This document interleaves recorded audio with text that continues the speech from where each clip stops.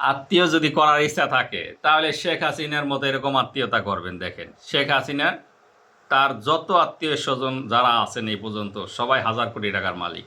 ঠিক আছে, এই ধরেন মনে করেন শেখ হাসিনার বোন শেখ রেহেনা, তার মনে করেন যে হাজার হাজার কোটি টাকার মালিক। তার মেয়ে টিউলিপ সিদ্দিকী হাজার কোটি টাকার মালিক এই দেশ থেকে, রূপপুর পারমাণবিক বিদ্যুৎ কেন্দ্র থেকে তাই 500 কোটি মার্কিন ডলার নিয়ে গেছে। তারপরে মনে করেন রেদওয়ান সিদ্দিকী 500 কোটি নিয়ে গেছে। সজীব ওয়াজেদ জয় হাজার হাজার কোটি টাকার মালিক। তারপরে ধরেন মনে করেন একবারে মনে করেন ইয়া থেকে শুরু করেন, একবারে মনে করেন শেখ তন্ময় হাজার কোটি টাকার মালিক। ঠিক আছে, হেলাল উদ্দিন, শেখ হেলাল উদ্দিন হাজার কোটি টাকার মালিক। ঠিক আছে, শেখ সেলিম হাজার কোটি টাকার মালিক। তারপরে সেরিনিয়াবাদ আবদুল্লাহ হাজার কোটি টাকার মালিক। ঠিক আছে, তাপস হাজার কোটি টাকার মালিক। তার আত্মীয় স্বজন যারা আছে, ঠিক আছে, সবাইরে সে ধনী বানাই থেকে গেছে। সবাইরে সে যথেষ্ট পরিমাণ টাকা দিয়ে গেছে। আত্মীয় যদি করেন এরকম করবেন। তারপরে দেখেন তার আনুগত্য যে বাংলাদেশের যত প্রশাসনের ক্যাডাররা ছিল, প্রশাসনরা যারা ছিল, তাদেরও সে ধনী বানাই দিয়ে গেছে, হাজার হাজার কোটি টাকার মালিক বানাই দিয়ে গেছে। আমলা মামলা কামলা রাজনীতিবিদ যারা আছেন সবাই মোটামুটি আলহামদুলিল্লাহ, হাসিনা কিন্তু কাউরে ঠকায় নেই।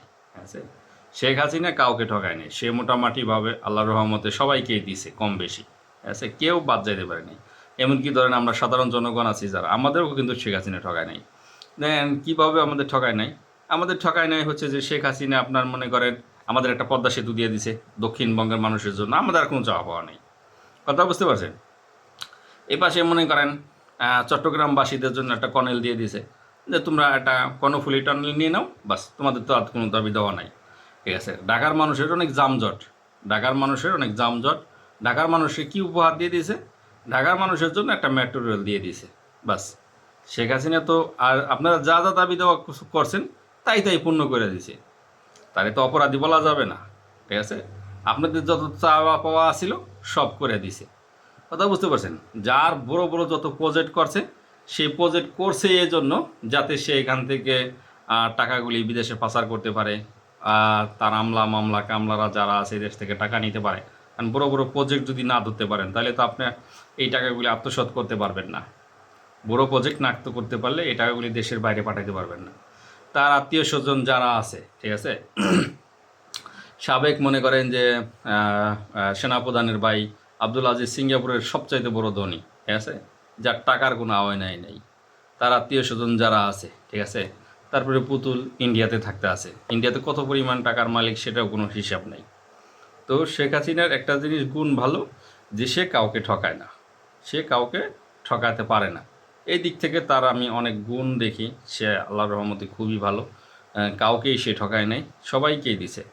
বাংলাদেশের পুলিশ, র্যাব, বিজিবি, সেনাপ্রধান কেউ বলতে পারবে না যে কাউকে ঠকাইছে, সে সবাইকেই দিছে কম বেশি, যে যা তার বাগবাটোয়ারা থেকে নিয়ে নিতে পারছে।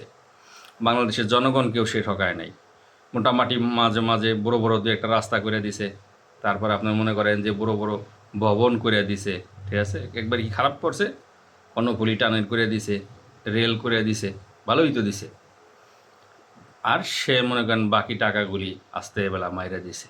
আত্মীয় করলে শেখ হাসিনার মতো এরকম আত্মীয় করবেন, কাজে আসবে।